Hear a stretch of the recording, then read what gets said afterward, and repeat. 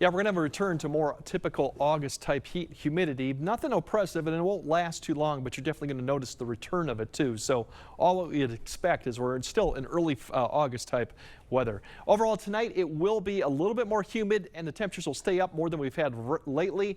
It should remain dry, though. We're expecting overnight activity once again out west, eastern Nebraska, southeast South Dakota, probably even you could get into southern Minnesota.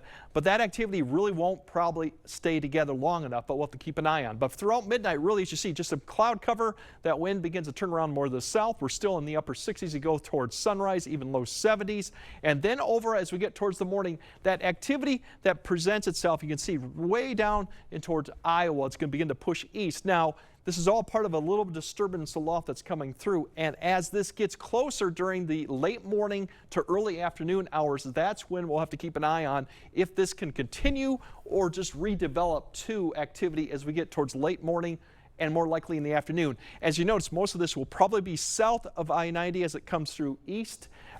Right now it has picked up quite a bit of activity, basically from about 1 to 4, but if you go further north, unlikely to see much of this activity. But this is the showers and thunderstorms coming through this period as you see it continues to rotate and persist through 3 to 4, and then it'll probably be ending for La Crosse and westward, southwest Wisconsin. You may see that continue for a few hours. Now, we'll have to keep an eye on this. May not be as robust as it's indicated if it kind of does not redevelop, but there is that opportunity basically from about noon to about 5 p.m. for areas to see these thunderstorms push through. Further north you go, unlikely you're going to see much on the way of just some clouds for Eau Claire all the way up to Ladysmith. I'm not going to see this activity, but that's what we're looking at tomorrow.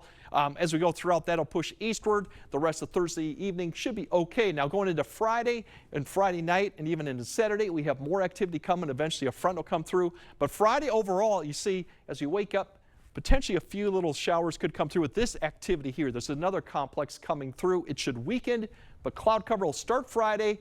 But that's just the start of it. We'll have more sunshine in the afternoon, and then another opportunity comes as we go through Saturday and Saturday night as the main front begins to push east. There's your activity that'll develop. Time frame could be early morning, and we could see redevelopment in the afternoon time frame too, so we'll have to keep an eye on that for Saturday plans. It's hard to say, but that opportunity is there. Saturday night too. Once the front comes through, we'll have showers continue probably Sunday, but the threat's not that as high. There's your activity severe threat for Friday night. It should remain west. We'll have to see if that changes anything.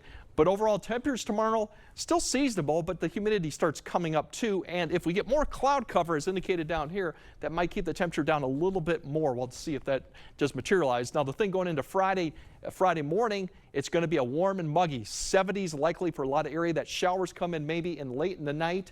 And then Friday, the bigger story for the end of the work week, hot and humid too. Morning clouds give way to breezy south winds in the afternoon.